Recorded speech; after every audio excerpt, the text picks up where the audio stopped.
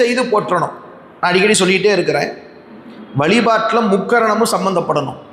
மனம், வாக்கு, காயம் என்ற முக்கரணங்களும் சம்பந்தப்படணும். இந்த உடம்பால் சில தொண்டு பண்ணணுங்க. இறைவனுக்கு உடம்பினால் ஆகிய தொண்டு பண்ணணும். அப்படி உடம்பால் ஆகிய தொண்டு பண்ண நாம் உடம்பால் செஞ்ச பாவங்கள் நீங்கும்.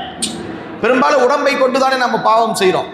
மனம் துணை செய்யுது, வாக்கு துணை செய்யுது என்றாலும் முக்கியமாக நாம் பாவம் செய்வது எதன் அடிப்படையில் அப்படின்னு பார்த்தா இந்த உடம்பினுடைய துணை கொண்டு தான் நாம் பிறருக்கு துன்பம் செய்கிறோம். செய்வினை வந்து எம்மை தீண்டப்பெறா திருநீலகண்டம் அப்படிங்கிற நல்ல கவனிங்க. திருநீலகண்டம் நம்ம எப்படி காப்பாற்றோம்னா செய்வினையிலிருந்து காப்பாற்றுங்கிறார்.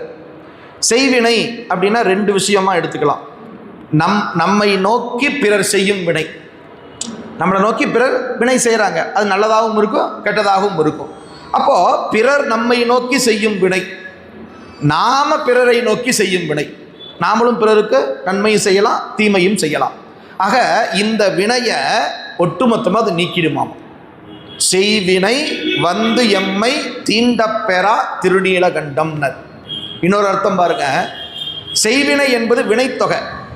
செய்வினை நேற்று செய்த வினை, இன்றைக்கு செய்து கொண்டிருக்கும் வினை, நாளைக்கும் செய்ய போகும் வினை, இந்த முக்காலத்திலும் செய்யக்கூடிய வினை நம்மை வந்து தாக்காதவாறு காப்பாற்றக்கூடிய சொல், நாமம், மந்திரம் எது என்று கேட்டால் திருநீலகண்டம் என்ற அந்த ஒரு வார்த்தை போதும்.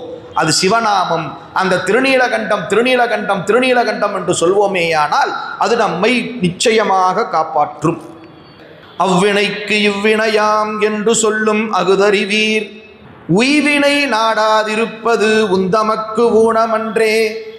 கைவினை செய்து எம் பிரான் கடல் போற்றுதும் நாமடியோம், செய்வினை வந்து எம்மை தீண்டப்பெறா திருநீலகண்டம்.